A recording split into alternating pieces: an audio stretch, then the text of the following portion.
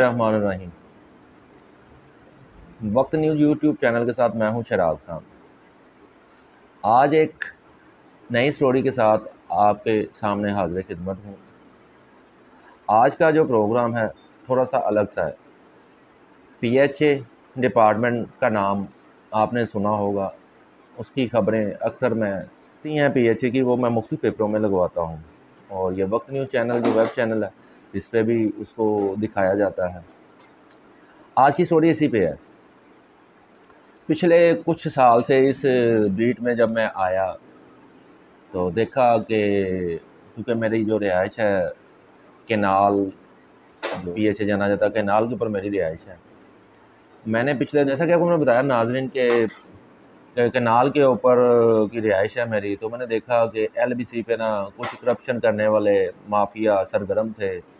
तो ये जो कब्ज़ा कर लेते हैं ग्रीन बेल्ट में अपनी रेहड़ियाँ, कुर्सियाँ, टेबलें लगा कर अपना कारोबार करते हैं। तो उस पर मैंने एक पेपर में अपने चैनल पर खबरें नशर की। तो उस पर जो देखने और समझने वाली बात मुझे आई, तो एक बंदा था जिसका नाम इश्तियाक भट्टी था। वो बग़ैर आर्डरों के इसी केनाल पे काम करता हुआ अक्सर लोगों को तंग करता था, उनसे बता वसूल करता था, जिस पे मैंने खबरें लगानी शुरू कर दी। आला हुकाम थे जो पीएचए डिपार्टमेंट के, उनको उन्होंने एक्शन भी लिया। कहते हैं ना, उनको एक नींद से उजागर किया और उन्होंने एक्शन लिया। एक्शन लेते हुए उन्होंने उसको शो काज नोटिस जारी किए, जिसको वो चिट्ठी का नाम भी बोलते हैं, जिसका नंबर था आई थिंक 215 नंबर।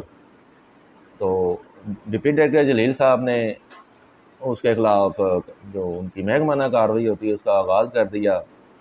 अब आगाज़ तो अब हुआ है 5वें माह में। इससे पहले की इसकी स्टोरी है कि 22/3/2022 को भी ये इश्तियाक भट्टी साहब केनाल के ऊपर एलबीसी पर ही जॉब करते थे। जब ये यहाँ पे अपना काम कर रहे थे तो ये काम नहीं कर रहे थे, करप्शन कर रहे थे और बता वसूल करते थे।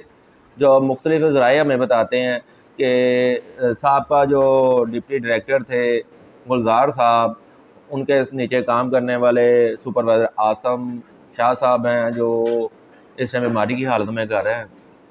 तो उन्होंने भी इसको सरेंडर कर दिया था कि इसे एडमिन डिपार्टमेंट में शिफ्ट कर दिया था कि उसको सज़ा कही जाती है, वहाँ पे 2 टाइम हाज़िरी भी लगती है।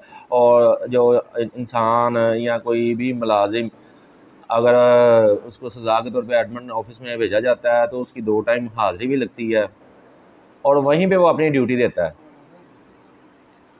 अच्छा, वो एडमिन ऑफिस में उसने सज़ा के तौर पे जब काटा तो उसके बाद उसकी पोस्टिंग ज़ोन 2 में कर दी गई। अब ज़ोन 2 में इश्तियाक भट्टी एक गार्ड की ड्यूटी करता था। ड्यूटी उसकी ज़ोन 2 में, ज़ोन 2 और एलबीसी में मेरे ख्याल से अगर बंदा किलोमीटर का हिसाब लगाए तो 8 से 10 किलोमीटर बनते हैं।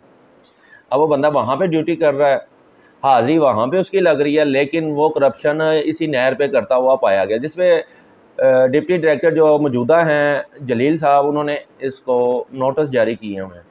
अब बात मेन मुद्दे की तरफ आता हूँ जी। जब मैंने जलील साहब से फ़ोन पे रब्ता किया, उन्होंने बताया कि ये बंदा तो हमारे एलबीसी पे है ही नहीं है, ये बग़ैर आर्डरों के आया है, इसके ख़िलाफ़ कानूनी कार्रवाई, वो कानूनी कार्रवाई आगाज़ कर दिया गया। महकमे का काम है, महकमा उसकी कानूनी कार्रवाई करे। वो अगर गलत साबित होता है उस पर जो महकमाना कार्रवाई बनती है तो करनी भी चाहिए।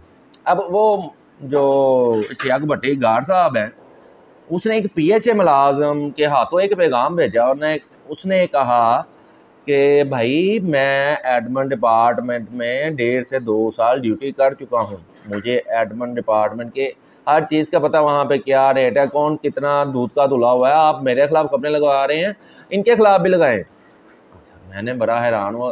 तो उस जो पीएचए मुलाज़िम था जिसने मुझे ये पैगाम दिया, उसने साथ बताया कि ये जो इश्तियाक भट्टी गार्ड है ये वायरलेस ऑपरेटर भी है रिजी साहब का। मैंने बड़ा हैरान हुआ, मैं कहा यार ये बंदा मुझे थ्रेट कर रहा है या मुझे बता रहा है कि इससे पीछे हट जाओ, लेकिन मैं अपने मुद्दे से पीछे ना हटा। मैंने वो खबरें लगानी शुरू की। एक रिकॉर्डिंग मैंने डीजी साहब को सेंड भी की, उनके व्हाट्सएप नंबर पे जलील साहब को भी सेंड की। बात जो करने वाली थी, अब वो क्या मौजूद जो है वो इश्तियाक भट्टी साहब करप्शन किंग हैं उनके खिलाफ कार्रवाई इतनी होती है कि चिट्ठी लिख दी जाती है। चलो जी, वो जलील साहब ने तो अपना काम पूरा किया कि जी मेरे इलाके में बगैर आर्डरों के एक बंदा करप्शन कर रहा है, तो उस पर एक्शन ले लिया उन्होंने।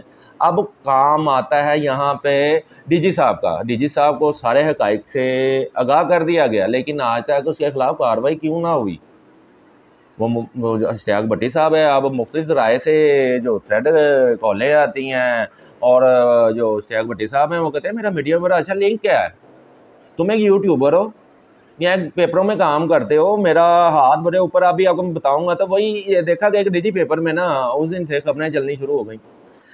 करप्शन भी वहीं से कर रहा है, LBC पे इसके खिलाफ एक्शन भी होता है। वो जब ये खबरें लगती हैं मुख्तलिफ पेपरों में, मैं लगाता हूँ या मुख्तलिफ पेपर लगते हैं, तो हरकत में मशीनरी आती है और उसका नतीजा ये निकलता है कि इस्तगासे भी जारी कर दिए गए। उनका जो करप्शन कर जो बता माफिया था वो साइड पे भी हो गया, और जो ग्रीन बेल्ट को तबाह कर रहे थे उनकी सामान उठा लिया गया और जब्त कर लिया गया। अगर ये बंदे को 22/3 को एडमिन ऑफिस में अगर करप्शन पे सरेंडर कर दिया गया और 24/3/2023 को एक रिपोर्ट जारी की गई साबका सुपरवाइज़र आसम शाह और साबका डिप्टी डायरेक्टर गुलजार साहब की तरफ से, ये दो चीज़ें हो चुकी हैं। और 30 से 30/5 और 2023 को डिप्टी डायरेक्टर LBC जलील साहब ने एक इसे चिट्ठी जारी की और नोटिस जारी किया। इस बंदे के ख़िलाफ़ इतने सबूत, रिकॉर्डिंगें, पैसों के सबूत, मुख्तलिफ रेरीबानों से जो कब्ज़ा माफिया थे जिन्होंने अपनी दुकानदारी बना ली हुई थी, उसने साफ साफ कहा है कि ये बंदा हमसे पैसे लेता है।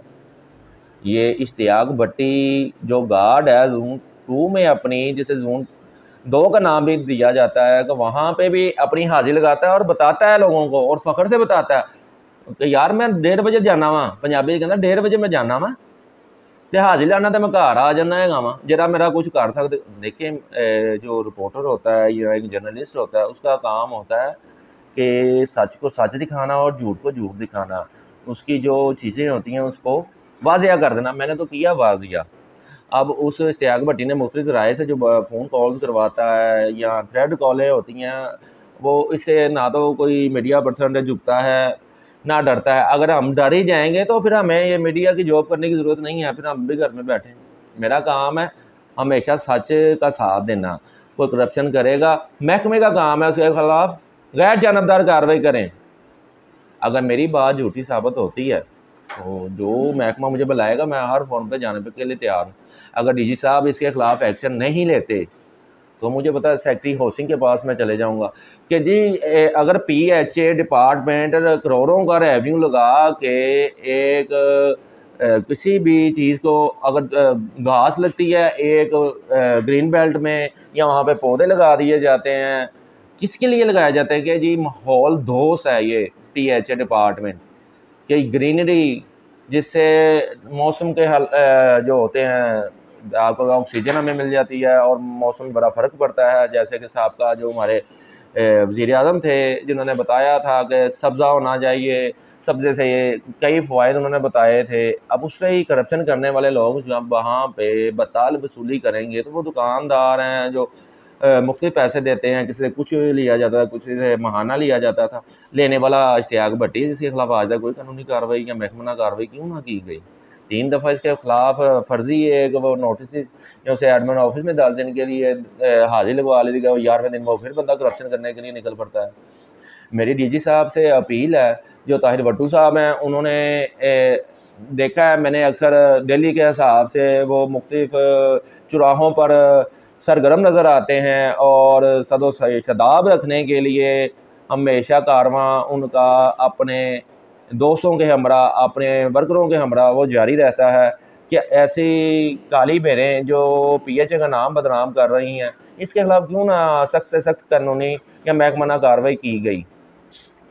अगर महकमा इस काली भेड़ों के खिलाफ कार्रवाई करेगा तो इबरत का निशान बनाएगा। वो दिन दूर नहीं कि करप्शन काफ़ी हद तक ख़त्म हो सकती है, इसे ख़त्म नहीं किया जाए। ये बड़ी माफिया है, लेकिन ऐसे माफिया को सहूलतकार इश्तियाक भट्टी गार्ड जैसे लोग हैं जो इन्हें पैसे लेकर काम करने की इजाज़त देते हैं, जिससे वो लाखों के पौधे और ग्रीन बेल्ट में आज जब एक आम बंदा सैलो तफरी के लिए चला जाता है, वहाँ पे मुख्तलिफ जगह पर कब्ज़ा माफिया सरगर्म है। उसके पीछे इश्तियाक भट्टी जैसे कई ऐसे मुलाजमीन हैं जो इनसे बता वसूल करते हैं।